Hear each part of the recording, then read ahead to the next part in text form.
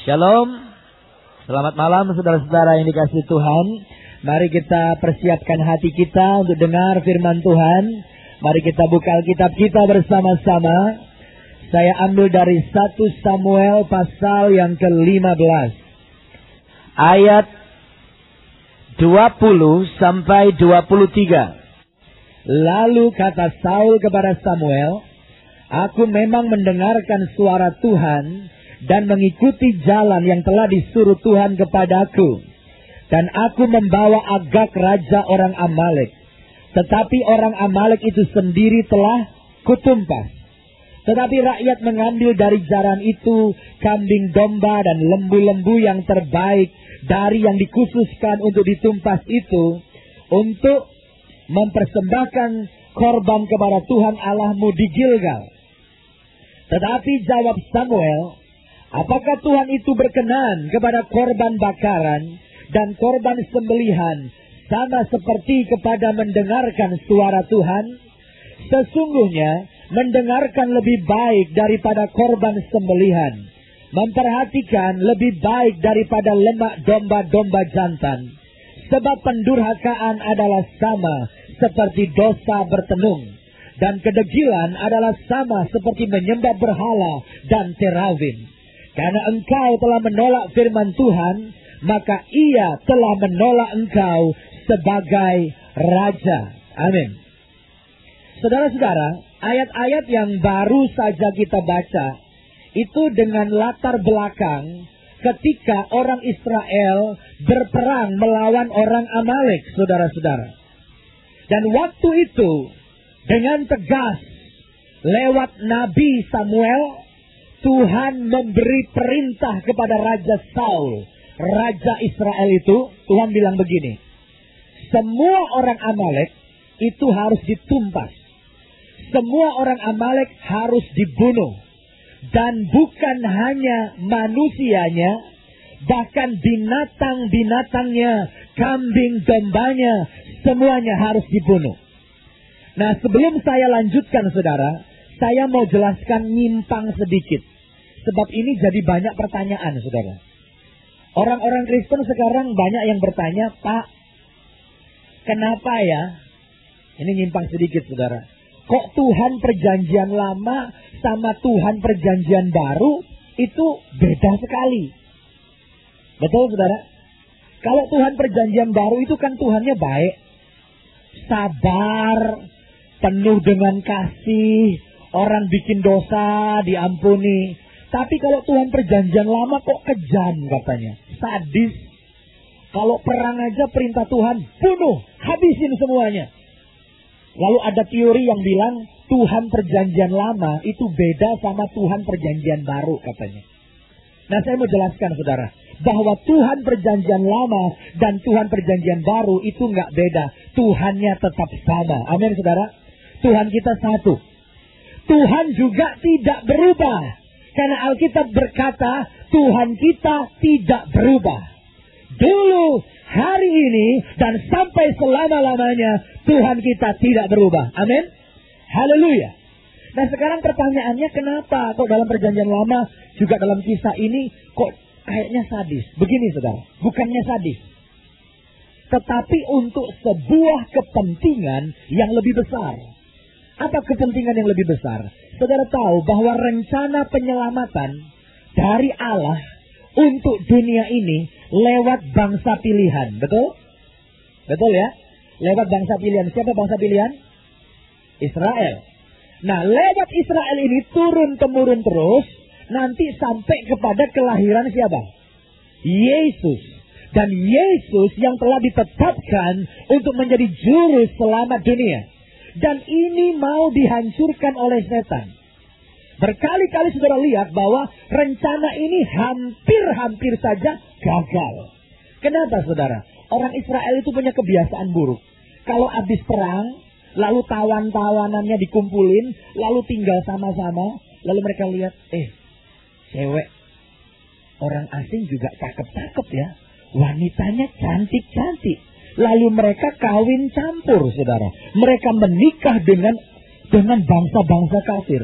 setelah menikah kumpul jadi satu keluarga, bukan cuma wanitanya yang masuk, termasuk dewa-dewanya masuk, termasuk Allah-Allah, dewa-dewa bangsa kafir masuk. Dan saudara baca dalam Alkitab berulang-ulang, hampir bangsa Israel ini punah dihukum Tuhan karena apa?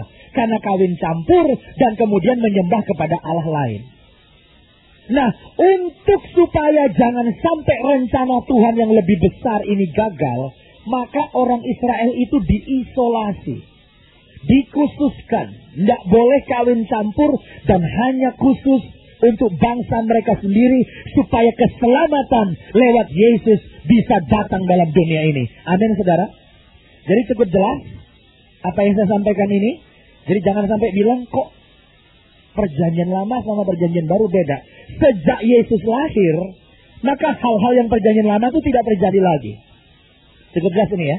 Jadi ini disuruh tuntas habis ini untuk kepentingan yang lebih besar. Supaya keselamatan rencana Allah untuk kedatangan Yesus bisa tergenapi melalui bangsa pilihan, yaitu bangsa Israel. Oke, kita langsung kembali lagi kepada cerita ini. Apakah Saul melakukan perintah Tuhan? Kalau sudah baca dalam ayat 20, 21 tadi, apakah Saul melakukan perintah Tuhan tadi? Tuntas habis, bunuh semua? Tidak. Alkitab bilang bahwa Amalek dihabisin, tapi rajanya yang namanya Agag itu nggak dibunuh, disimpan, saudara. Mungkin Raja Agag ini punya postur dan penampilan yang oke, sehingga Saul lihat, aduh sayang ini barang antik ini ganteng ini tidak boleh dibunuh, simpan. Bukan hanya itu, terdengar bunyi enggak.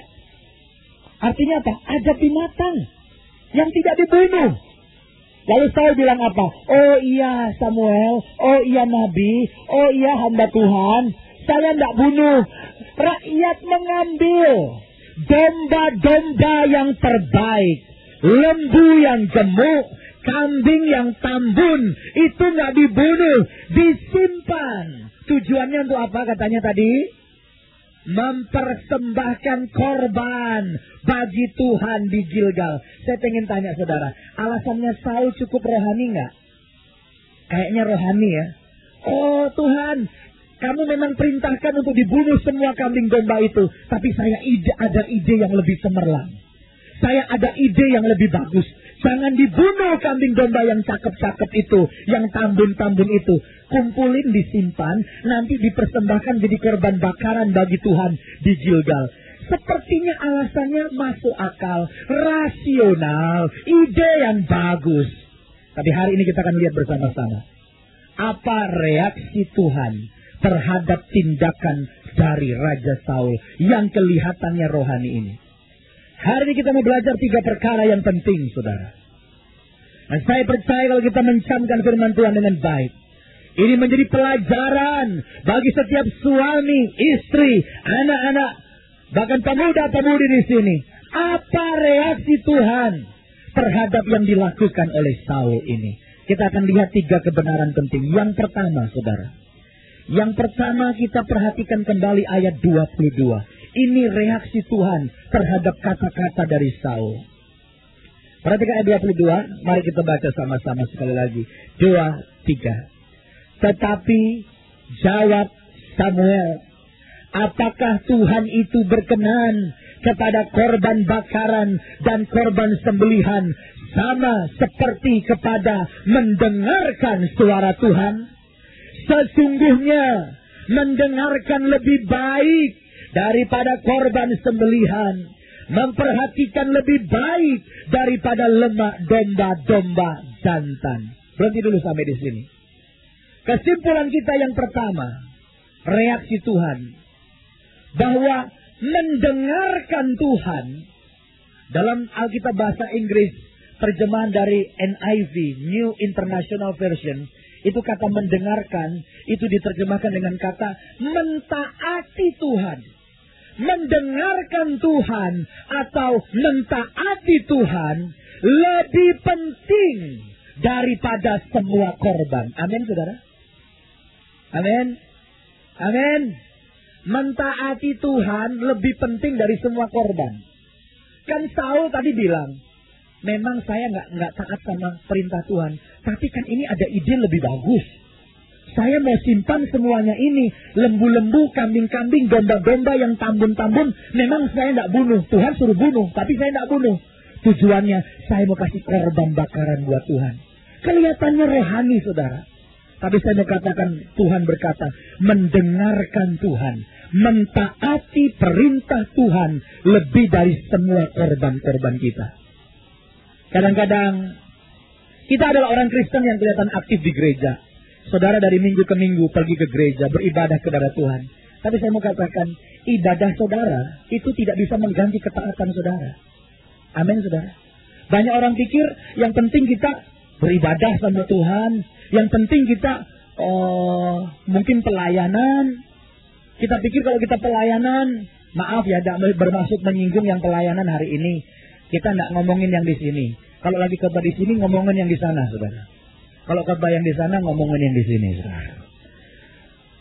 Orang pikir kalau saya pelayanan pakai dasi, pakai jas, wah itu sudah cukup. Kita nggak tahu hidup sehari-harinya di rumah gimana. Ada banyak orang yang pelayanan di gereja ya, tapi kalau di luar gereja, itu setan aja yang tanggung-tanggung, jahatnya kalah sama dia, saudara. Saya kadang-kadang bingung. Ini Kristen, tapi orang dunia aja nggak sejahat dia, saudara. Ada orang Kristen seperti itu, yang cara bisnisnya nggak beres, keluarganya nggak beres, yang tiap hari berantem. Kita jadi malu, sebab orang bilang tuh pelayan Tuhan tuh tiap minggu tuh ke gereja pakai dasi, tapi berantem. Kalau berantem itu terakhir pakai totalan, piring 5 pecah, TV 1 rusak, kulkas hancur, gelas 5 dan lain sebagainya. Coba saudara, kita pikir kadang-kadang yang penting pelayanan. Tidak bisa. Pelayanan tidak bisa mengganti ketaatan. Ke gereja tidak bisa mengganti ketaatan. Bahkan kolekte dan perpuluhan saudara tidak bisa mengganti ketaatan saudara. Amin. Haleluya. Saya terus terang kadang-kadang agak tersinggung saudara. Sebagai pendeta ya, kadang-kadang kalau kita punya, kita kenal jemaat ya. Ini jemaat masih baru gitu, tapi kita cukup dekat gitu. Kadang-kadang udah 3 minggu gak ke gereja. Namanya kenal dan sering berhubungan, udah 3 minggu gak ke gereja. Saya kadang-kadang suka telepon gitu. Kadang-kadang kita suruh sekretaris gereja ya, pelayan Tuhan full timer untuk telepon. Saya sering kali telepon, Pak, kok udah lama gak ke gereja? Wah iya, ini banyak kesibukan katanya, saya sering ke luar negeri. Ya saya nggak tahu benar apa enggak. Ya saya repot nggak bisa ke gereja. Tapi saya perpuluhan nyetor kok katanya saudaraku. Saya nitip gitu.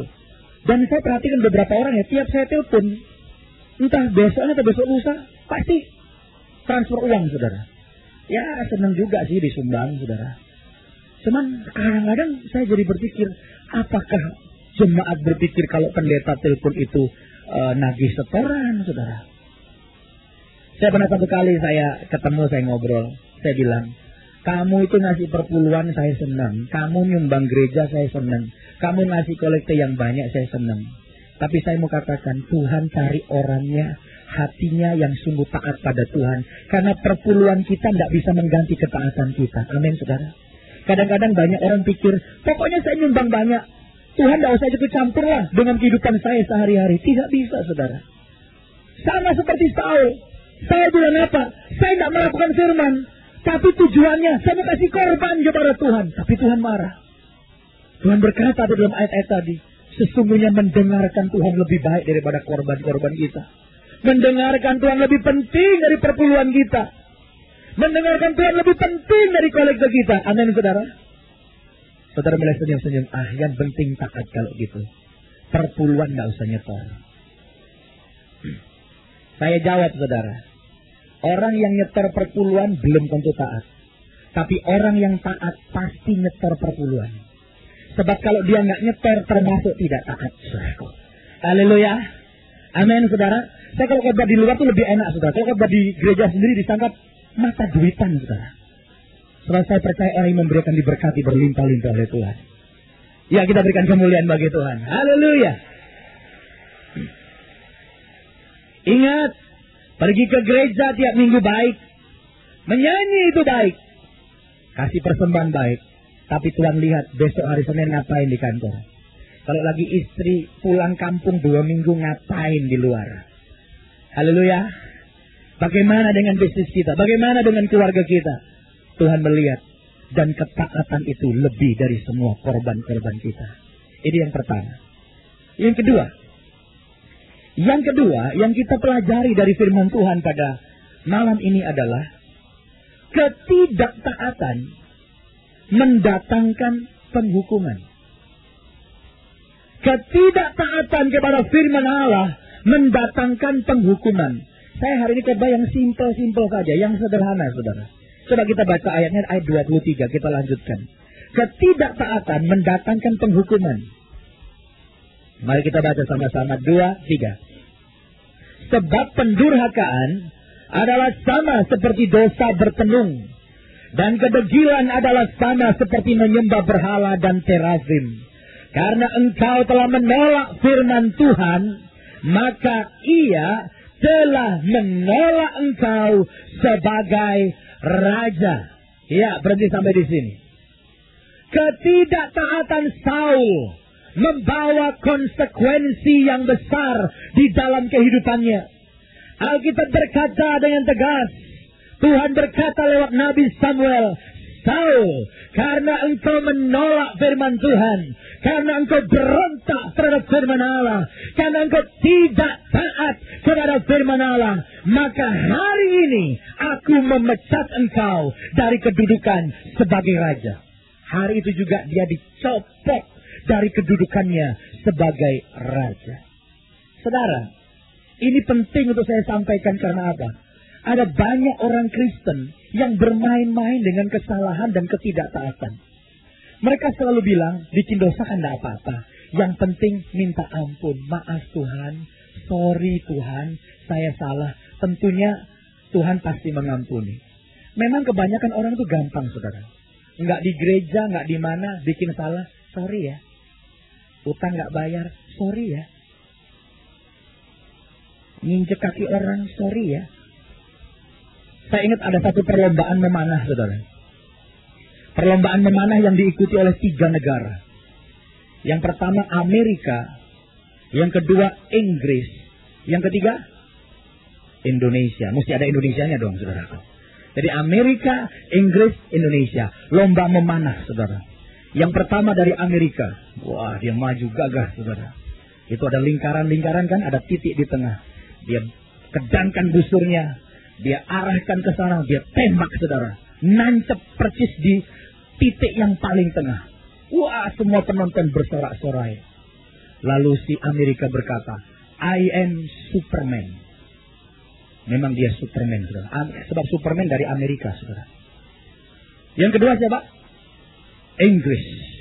Yang Inggris juga manggut-manggut begini. Dia ambil busurnya, dia panah ke titik itu. Nancep persis di tengah. Sama seperti yang orang Amerika. Semua penonton bersorak-sorai. Lalu yang Inggris berkata, I am Robin Hood. Karena Robin Hood dari Inggris, saudaraku. Yang terakhir siapa? Indonesia. Wah, dia jalan, saudaraku, langsung dia kedangkan busurnya. Dia langsung panah. Nancep di lingkaran yang paling luar, saudara. Semua penonton bersorak-sorai. Nggak tahu bersorak-sorai karena apa, saudaraku. Lalu yang Indonesia berkata, I am sorry, kata saudaraku. I am sorry. Ya, bisa saja kita bilang sorry, maaf. Tapi saya mau katakan pada saudara, setiap ketidaktaatan kita kepada perintah Allah ada konsekuensi yang harus diterima. Kita tidak bisa main-main sama dosa kita. Ya, tidak apa-apa bikin dosa, ntar minta maaf, sorry Tuhan. Dia bikin salah lagi, sorry, maaf. Itu sebabnya kadang-kadang hidup kita jadi susah. Banyak persoalan yang Tuhan izinkan datang. Kenapa? Karena hal-hal seperti itu. Maaf, sorry. Ada konsekuensi. Setiap kali tidak taat, ada konsekuensi yang harus kita terima. Mungkin kita berkata, kok Tuhan kejam? Kenapa Tuhan harus menghukum kita? Saya punya anak, saya kasih contoh anak saya, saudara. Anak saya 2. Makanya kalau pendeta punya anak itu enak, bahannya agak banyak, saudara, kalau punya anak dia. Anak saya nomor 1 umur 6 tahun, yang nomor 2 4 tahun. Yang satu laki, yang satu perempuan, saudara. Dan 2 anak saya ini baik semua. Cakep-cakep. Siapa lagi yang muji kalau bukan bapaknya, saudara. Tapi yang pertama ini yang umur 6 tahun, dia tuh punya satu kebiasaan buruk. Dia suka goda adiknya. Dan dia tidak akan berhenti menggoda adiknya kalau adiknya belum menangis. Kalau adiknya mulai teriak, gembira, ketawa dia. Begitu adiknya nangis, wah lompat-lompat, saudaraku. Sukses dia. Nah yang kesel saya, saudara. Karena saya kalau dengar anak nangis itu paling nggak suka berisik gitu. Tapi bagi anak saya yang nomor 1, tangisan adiknya ini bagikan musik klasik yang merdu, saudara. Satu kali saya panggil sini, JJ sini. Namanya Jeremy, saudara. Panggil JJ sini. Menghadap ini. Ya papi, dia udah tahu. Lihat muka papinya marah. Sorry papi. Maaf papi. Sorry papi, kasih sorry. Maaf papi, kasih maaf. Tapi tolong kedua tangannya diangkat. Tangannya dua-dua diangkat. Saya langsung pukul dua-dua tangannya. Nangis dia. Mungkin sebagai anak dia berpikir, bapak saya kok sekejam ya. Saya sudah minta maaf, katanya dimaafkan. Saya bilang sorry, udah dikasih sorry. Tapi kok tetap dipukul. Saya lakukan dengan satu tujuan, supaya apa? Dia harus tahu bahwa itu sebuah kesalahan dan dia akan mengingatnya terus. Bahwa ngegoda adiknya itu salah, saya pukul. Tapi saya bukan bapak yang gila, saya tempeleng dia, enggak, saudara. Saya pukul tangannya, saya pukul pantatnya kadang-kadang. Tapi dia tahu, itu salah. Dan saya kasih hukuman. Dan dia nggak akan mengulanginya lagi. Sama seperti Tuhan juga begitu. Tuhan menghajar kita, itu bukan kejam, tapi sebuah pendidikan. Supaya kita sadar bahwa itu salah. Amin, saudara. Contohnya ya, ini saya kasih ilustrasi supaya jelas, saudara. Ada sebuah rumah lagi dibangun, saudara. Beberapa tingkat gitu. Satu hari, di lantai 3 dari rumah yang sedang dibangun itu, ada yang kerja, seorang tukang bangunan. Waktu dia sedang kerja di lantai 3, tiba-tiba dia merasa bahwa ada alat-alat bangunan ya, bahan alat untuk motong dan lain sebagainya itu ketinggalan di lantai 1. Tapi dia di lantai 3. Dia mau turun ngambil, repot, capek turun. Lalu dia lihat di bawah, di lantai 1 ada temannya. Namanya Agus, katakan gitulah. Lalu bagaimana caranya? Dia teriak ke bawah. Minta tolong sama Agus. Agus! Agus nggak dengar. Dia teriak lagi. Agus! Agus nggak dengar. Sebab banyak yang gergaji, ada yang ngelas, ada yang bobok tembok. Jadi rame, saudara. Agus nggak dengar. Waduh, dia udah teriak beberapa kali, Agus nggak dengar. Tiba-tiba dia dapat ide. Dia rogoh-rogoh kantongnya. Ada duit cecengan dari logam, tahu ya? Uang 1000-an. Dia ambil uang 1000-an, dia lempar ke bawah. Tujuannya supaya Agus tahu dia lagi dipanggil. Dia lempar itu uang 1000-an. Ting! Jatuh persis di depannya Agus. Agus noleh ke uang itu. Ada uang 1000-an dari logam. Dia lihat ke kiri, lihat ke kanan, nggak ada yang memilikinya. Puji Tuhan, berkat Tuhan, dia kantongin, saudara.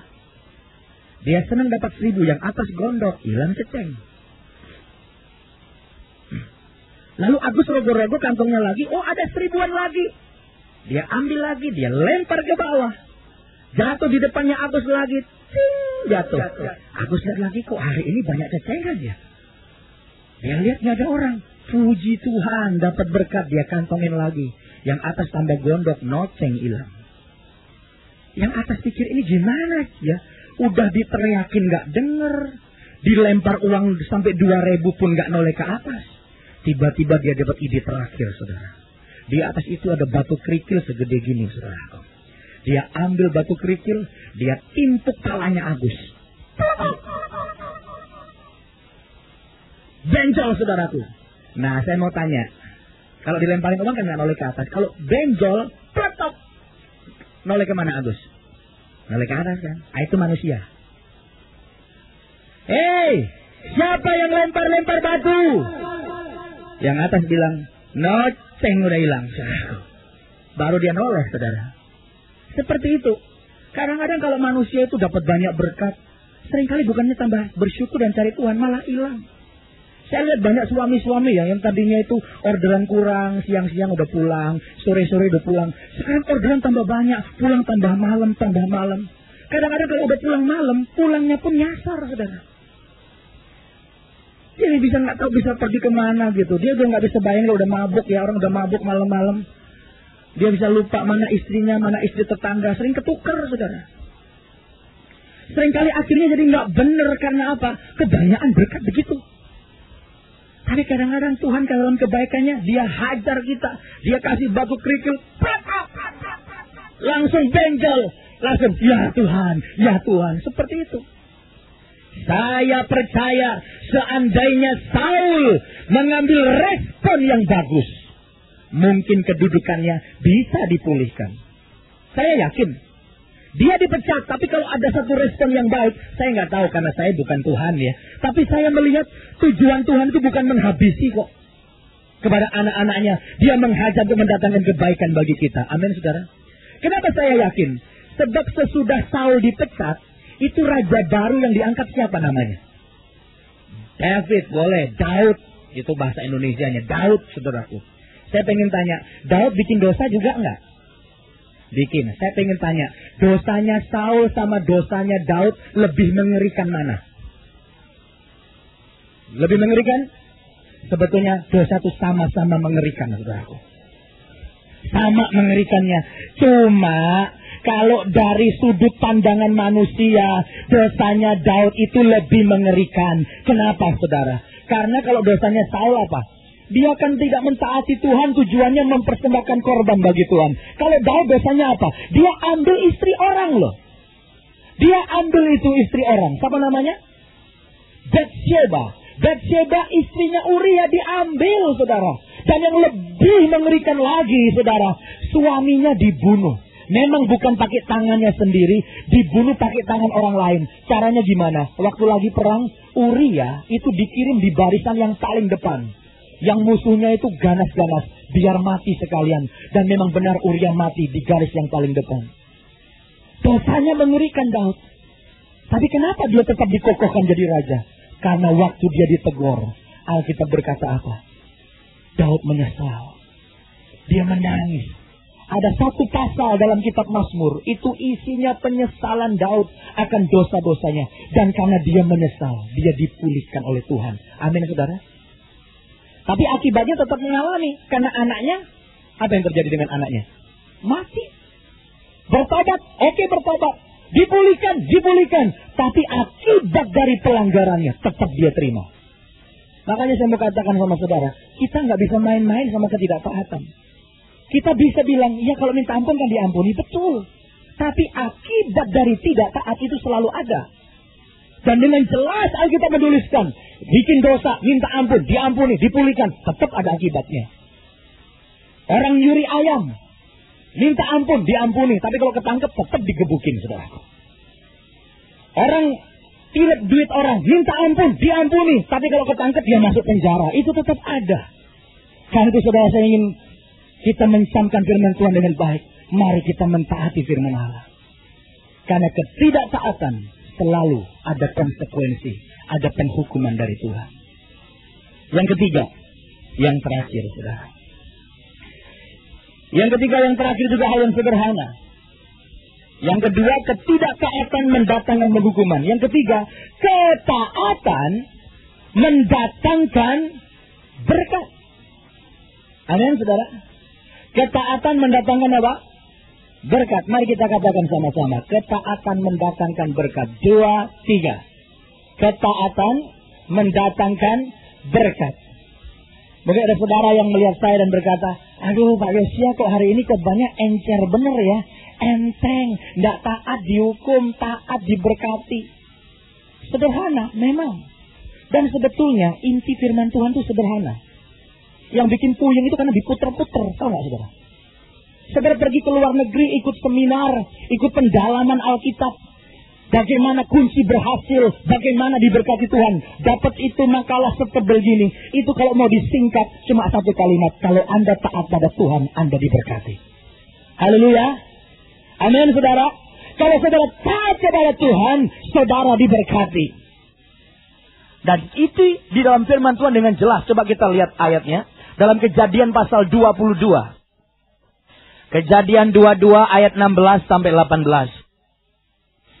Katanya, aku bersumpah demi diriku sendiri. Demikianlah firman Tuhan. Karena engkau telah berbuat demikian. Dan engkau tidak segan-segan untuk menyerahkan anakmu yang tunggal kepadaku. Maka aku akan memberkati engkau berlimpah-limpah. Dan membuat keturunanmu sangat banyak. Seperti bintang di langit dan seperti pasir di tepi laut. Dan keturunanmu itu akan menduduki kota-kota musuhnya. Oleh keturunanmu lah semua bangsa di bumi akan mendapat berkat. Karena engkau mendengarkan firmanku. Ulangi kalimat terakhir. Karena apa? Engkau mendengarkan firmanku. Ulangi sekali lagi. Karena engkau mendengarkan firmanku. Kenapa Abraham diberkati? Jawabannya simpel. Karena dia mentaati firman Tuhan. Haleluya. Sederhana. Konglomerat pertama di dunia namanya Bapak Abraham. Kayanya luar biasa. Bisnisnya sukses. Diberkati dengan luar biasa. Karena apa? Karena taat. Bukan karena yang lain. Di dunia ini banyak orang yang lebih pintar dari kita mungkin, saudara. Dan pada waktu itu banyak orang lebih pintar dari Abraham. Tapi Abraham sukses. Apa yang dikerjakannya berhasil. Dia bertambah kaya. Kenapa? Bukan karena pandai. Bukan karena hebat. Alkitab berkata, karena engkau mendengarkan firmanku. Amin, saudara. Saya nggak tahu bagaimana keadaan saudara. Pendidikan saudara apa? Mungkin ada yang S1, ada yang S2, S3. Mungkin doktor, tapi mungkin ada yang sederhana. Mungkin SD nggak tamat atau SMP, saya tidak tahu. Tapi saya mau katakan, apapun latar belakang saudara. Kalau Anda taat kepada Tuhan, saudara akan diberkati berlimpah-limpah. Apa yang kau kerjakan akan berhasil. Mungkin ada yang menatap saya dan berkata, Pak, zamannya Abraham itu belum ada krisis. Tapi tahun 2002 ini krisis, Pak. Semua ahli ekonomi bilang tahun 2002 ini tahun yang berat. Kalau Abraham tambah kaya cuma modal taat doang, ya pantas karena memang tidak ada banyak persoalan seperti zaman sekarang. Siapa bilang? Saudara nanti pulang baca ya. Ini PR buat saudara. Ayat Alkitab bilang, setelah melewati masa kelaparan itu, Abraham bertambah kaya. Cari ayatnya nanti di rumah. Waktu saya baca, oh, zaman dulu pun ada krisis. Zaman Abraham hidup ada krisis. Apa krisisnya? Kelaparan hebat. Kalau zaman sekarang ini resesi mungkin. Kalau zaman sekarang ini mungkin krisis global namanya. Apapun namanya. Zaman Abraham itu sudah ada. Ada kelaparan yang hebat. Tapi aneh. Sesudah Abraham melewati krisis itu. Sesudah Abraham melewati masa kelaparan itu. Alkitab nggak berkata Abraham tambah miskin. Enggak. Alkitab nggak berkata bisnis Abraham diambang kebangkrutan. Tidak. Alkitab berkata sesudah Abraham melewati krisis itu. Sesudah Abraham melewati masa kelaparan itu. Alkitab berkata Abraham bertambah kaya. Saya yakin tahun ini memang tahun banyak orang mengalami krisis. Tapi orang yang taat melewati tahun 2002, dia bertambah kaya. Yang percaya berikan kemuliaan bagi Tuhan. Haleluya. Caranya gimana tambah kaya? Itu bukan urusan saya, saudara. Itu urusannya Tuhan. Haleluya. Cuma masalahnya gini. Banyak orang nggak diberkati Tuhan karena dia nggak ngerti. Itu baru koma. Taat diberkati. Saudara taat diberkati itu masih koma. Supaya Anda jadi apa? Nah ini yang penting. Banyak orang nggak ngerti. Tuhan berkati saya Tuhan. Kalau saya diberkati berlimpah-limpah tahun ini. Saya udah pengen keliling dunia Tuhan. Saya beli Jaguar 1. Baby Benz 1. Rumah 3. Dan kawin lagi Tuhan. Nah itu nggak bisa saudaraku. Ada banyak orang minta berkat tapi dia nggak ngerti. Tuhan memberkati kita. Dia punya rencana. Alkitab bilang apa? Abraham, engkau ku berkati. Keturunanmu aku berkati. Keturunan Abraham itu juga termasuk saya dan saudara. Yang percaya katakan amin, saudara. Keturunan Abraham secara rohani siapa? Saya, saudara, secara rohani keturunan Abraham. Ishak, Yakub. Itu akan diberkati. Tapi masih koma. Melalui keturunanmu yang diberkati itu, segala bangsa di bumi akan menerima berkat. Haleluya. Itu tujuannya. Hari ini, malam ini, sebelum kita pulang nanti, saya mau berdoa secara khusus, saudara. Berapa banyak orang di sini mau berkata, Tuhan berkati saya, supaya saya jadi saluran berkat. Siapa yang mau, saudara? Awas yang angkat tangan, janji loh, saudara. Amin. Kalau tahun ini sudah diberkati, mau jadi saluran berkat, itu bukan hanya ngasih perpuluhan loh. Betul-betul mau. Saya lihat orang yang bisa jadi bendaharanya Tuhan, yang berani memberi. Saya punya jemaat tuh banyak yang ngasih lebih dari 20%, ada yang 25%. Tapi makin diberkati luar biasa. Masa krisis tambah kaya, tambah diberkati Tuhan. Kenapa? Dia ngerti tujuan Allah memberkati. Seringkali kita diberkati nggak berlanjut berkat itu karena apa? Diberkati, disimpan. Aku diberkati, sepanjang hidupku diberkati. Lah kalau berkatnya dikantongin terus, dimakan sendiri, ya kolesterol, stroke, mati, saudaraku.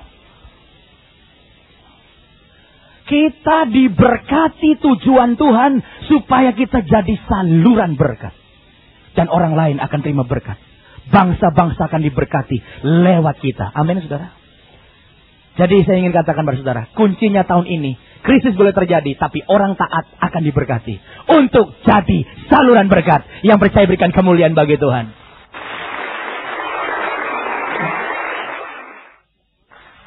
Cuma ingat saudara, tidak boleh simpen dosa. Simpen dosa itu bikin kita tidak diberkati, karena itu termasuk ketidaktaatan. Saya ingat seorang pendeta namanya Norman Vincent Peale. Pernah dengar nama itu? Terkenal dengan bukunya Power of Positive Thinking. Dr. Norman Vincent Peale, pendeta ini saudara. Dia cerita waktu dia masih remaja. Sekitar umur 12 tahun. Anak laki umur 12 tahun itu biasanya pengen dianggap udah gede. Betul nggak? Makanya kalau saudara punya anak remaja, jangan bilang, lu masih kecil. Itu paling menyinggung perasaan, tahu nggak saudara? Karena remaja 12-13 tahun pengen dianggap udah besar. Nah waktu dia di sekolah, Norman kecil ini dapat satu batang rokok. Cerutu. Kayak lisong gitu saudara. Temannya bilang, Norman, kalau lu mau gede, ngisep nih rokok, langsung gede. Norman pulang saudara. Sampai rumah dia lihat itu rokok gede, warna coklat, dilihat-lihat. Ingat temannya bilang, kalau kamu mau dianggap gede, ngisep rokok, langsung gede katanya. Akhirnya dia beranikan diri. Di belakang rumahnya itu ada gang kecil yang agak sepi. Orang suka lewat tapi sepi. Dia pergi ke belakang. Dia itu nyalain tuh rokok. Dia isep saudara. Pertama kali ngisep kalau orang belum pernah ngerokok rasa apa saudara? Mabok, keliengan. Tapi karena pengen dianggap gede, ngisep lagi. Waktu sampai isepan kelima, Norman kaget saudara. Kenapa? Di ujung gang itu, ada seorang laki-laki tua yang sedang berjalan cepat ke arah dia. Siapa laki-laki tua itu? Bapaknya, saudara. Bapaknya Norman jalan dengan cepat. Wah, dia panik, saudara. Rokok di tangan, belum sempat dimatiin. Mau dikantongin, takut kebakaran, saudara. Norman kecil hanya bisa ambil itu rokok, dia umpetin di belakang. Waktu papinya datang, tanya, Norman, kamu lagi ngapain di sini? Lagi ngelamun, papi. Lalu ngobrol-ngobrol. Tapi dia gelisah karena rokoknya masih nyala di belakang. Tiba-tiba matanya tertuju pada sebuah selebaran. Karena itu jalanan gang kan ya. Ada selebaran di situ dengan tulisan, datanglah ada sirkus malam ini. Wah, Norman dapat ide saudara.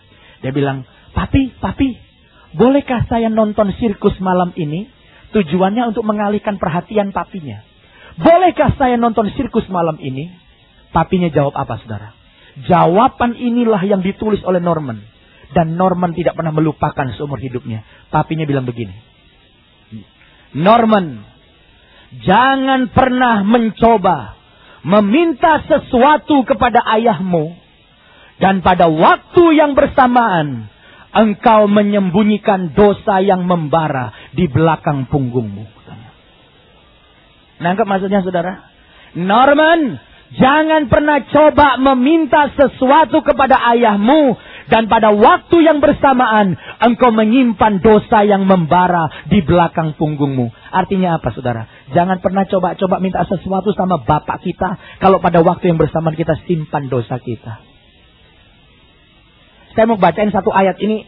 Kalau tadi kan ayat terakhir, ini ayat yang paling terakhir, saudaraku. Ini ayat paling terakhir, 1 Yohanes pasal 3, saudara. Ayat 22. Dan apa saja yang kita minta, kita memperolehnya daripadanya. Karena kita menuruti segala perintahnya dan berbuat apa yang berkenan kepadanya. Amin, saudara. Kalau kita berdoa, kita yakin kita menerima dari Tuhan.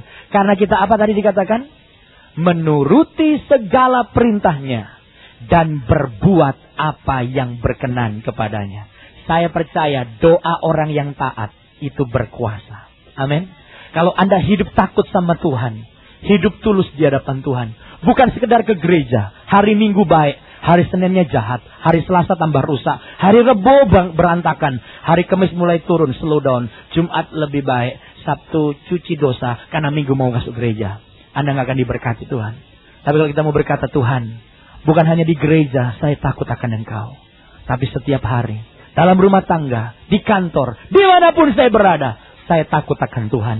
Saya mau belajar taat kepada Tuhan. Saya mau katakan, doamu yang kau naikkan, engkau akan terima sesuatu dari Tuhan. Karena engkau menuruti perintahnya dan berbuat apa yang berkenan kepadanya.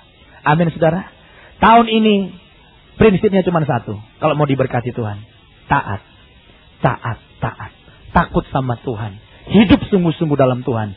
Anda diberkati berlimpah-limpah. Amin. Mari kita datang kepada Tuhan. Ketaatan itu lebih penting dari apapun. Mungkin saudara pelayan Tuhan. Mungkin engkau orang yang sudah menyumbang banyak bagi gereja. Mungkin engkau berkata, saya tidak pernah lupa memberi perpuluhan. Saya memberi kolektor dengan jumlah yang cukup besar. Memang itu sesuatu yang baik. Tapi ingat, pelayananmu dan persembahanmu tidak bisa mengganti ketaatan. Firman Allah berkata, mentaati Tuhan itu lebih penting dari semua korban. Hari ini saya rindu setiap kita mengambil keputusan. Ya Tuhan, saya mau taat. Karena saya tahu ketidaktaatan mendatangkan penghukuman. Tetapi ketaatan mendatangkan berkat. Jangan dengar berita-berita yang menakutkan tentang keadaan tahun ini.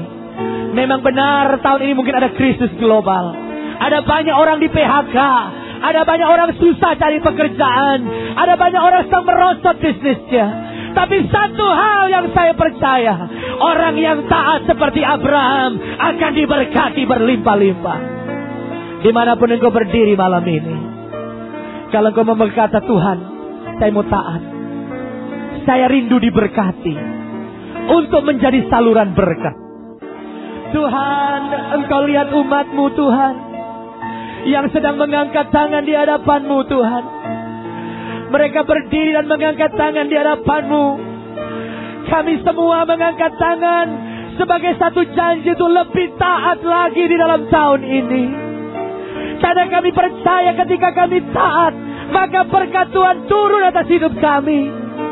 Dan kami berjanji Tuhan, ketika berkat Tuhan mengalir, tidak akan kami simpan bagi diri kami sendiri, tetapi kami mau jadi saluran berkat bagi gereja Tuhan, bagi misi penginjilan, bagi orang-orang yang membutuhkan.